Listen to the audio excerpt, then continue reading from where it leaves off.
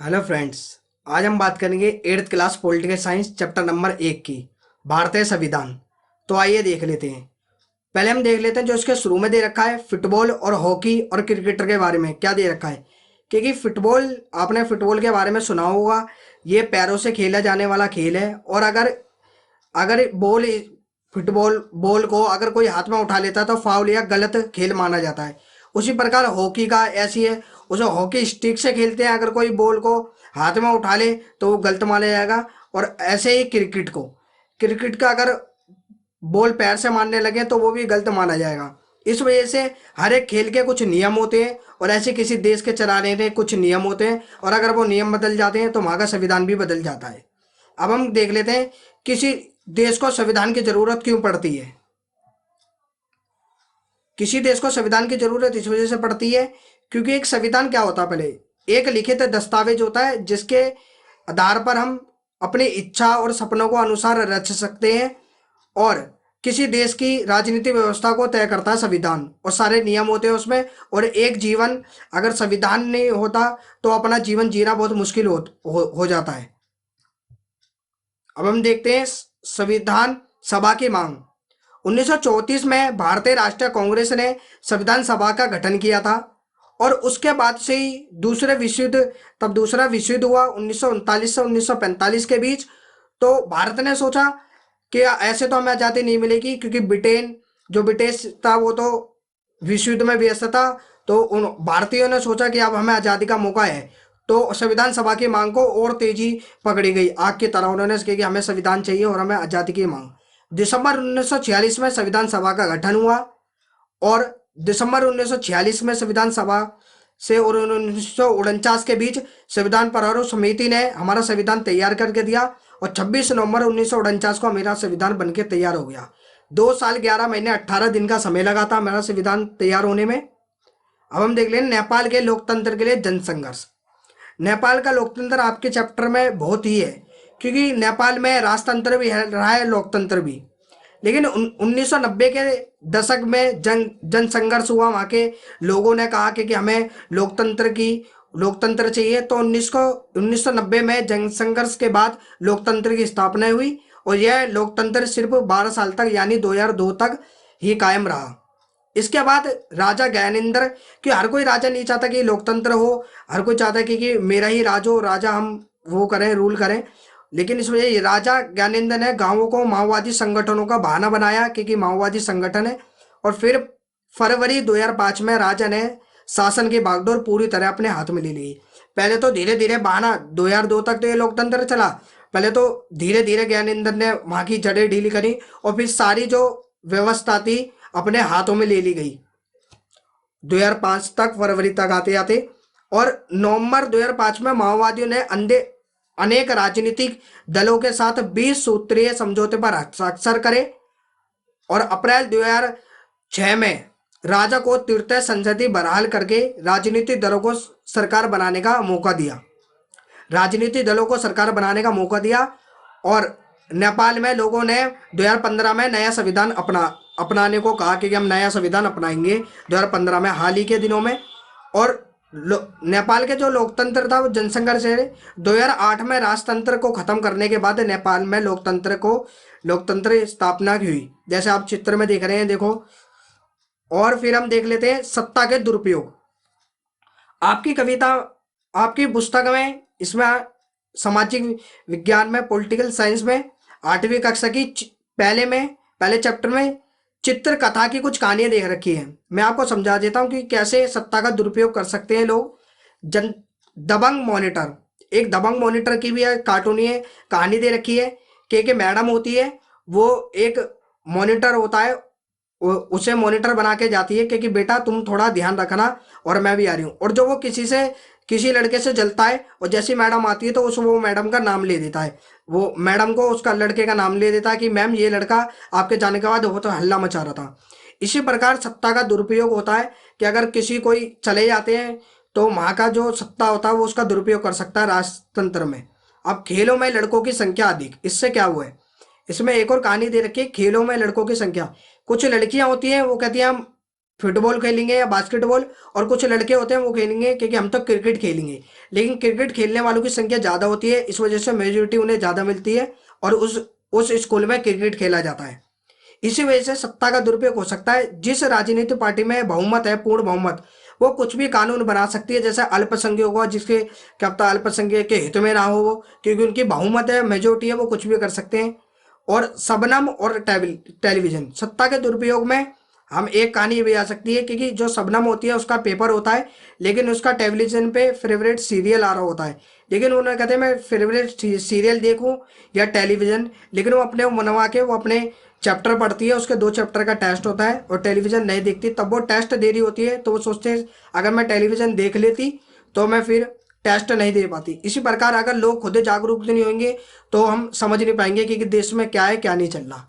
आइए आपको आगे लेके चलते हैं।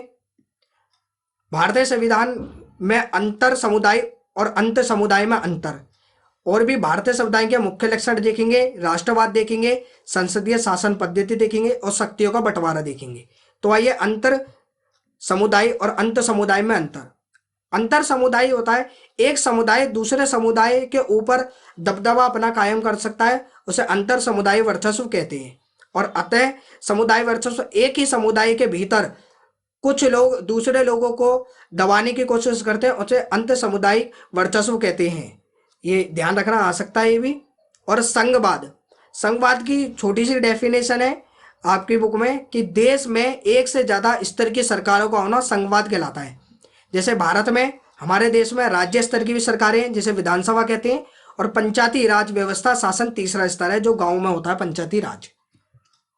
और संसदीय शासन पद्धति क्या है कि संसदीय, सबकी एक एक ही अध्यक्षीय संसदीय, हमारे भारत ने संसदीय शासन पद्धति अपनाई थी।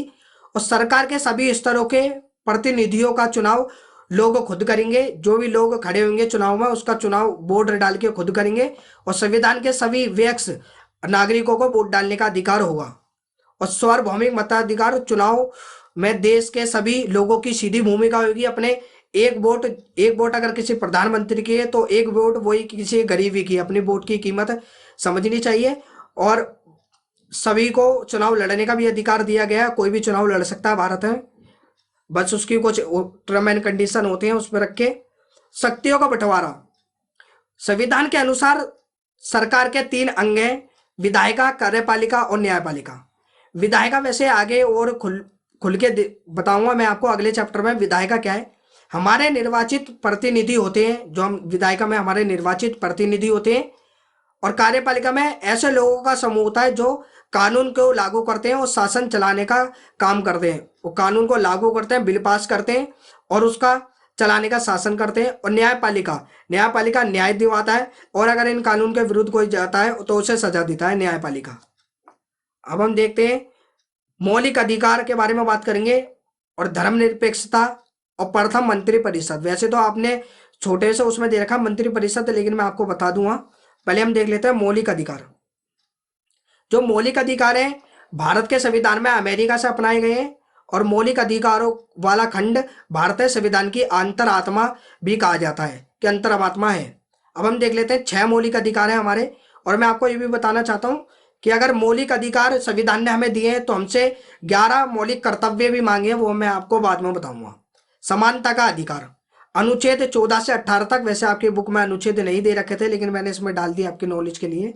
समानता का अधिकार, कानून के समक्ष सभी को समान अधिकार मिलेगा और लिंग भेद या स्त्री पुरुष को किसी को समान, किसी की भेदभाव नहीं किया जाएगा, सबको समान अधिकार। और होटल या किसी भी चीज में आपको समान, या ये नहीं कि आप गरीब हो आपको होटल में नहीं घुसने दिया जाएगा, ऐसा नहीं है, वो आपका अधिकार है, समानता का अधिकार। स्वतंत्रता का अधिकार 19 से 22 तक आपको स्वतंत्र है, अब भाषण देने की आजादी है, अभिव्यक्ति की आजादी है, स्वतंत्रता का अधिकार है। और कहीं भी घूमने फिरने की स्वतंत्रता है, कहीं भी जा सकते हैं।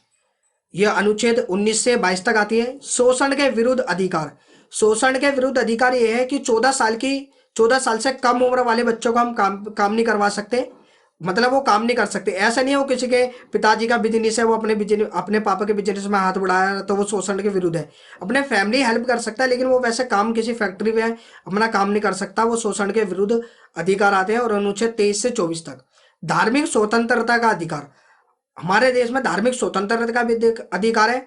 हमारे देश में विभिन्न धर्मों के अनुयायी हैं, विभिन्न धर्म के मानते हैं और भाषाएं बोलते हैं, और धार्मिक वो अपना किसी भी धर्म अपना सकते हैं और अपना प्रचार खुल के कर सकते हैं। अनुच्छेद 25 से 28 के बीच में आता है संस्कृति और शिक्षण का अधिकार।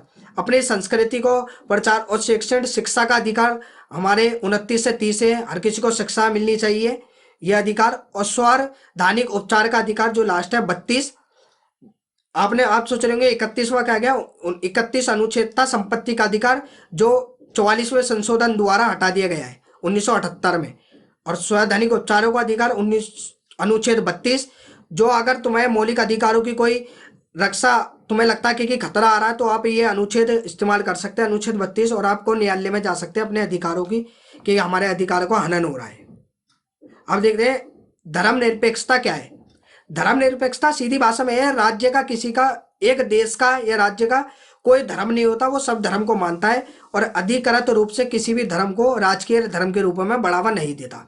जैसे पाकिस्तान में इस्लाम धर्म है, लेकिन भारत में धर्मनिरपेक्ष है, हर किसी धर्म के लोग माने जाते हैं। ये धर्मनिरपेक्षता कहलाता है, पंथ निरपेक्षता।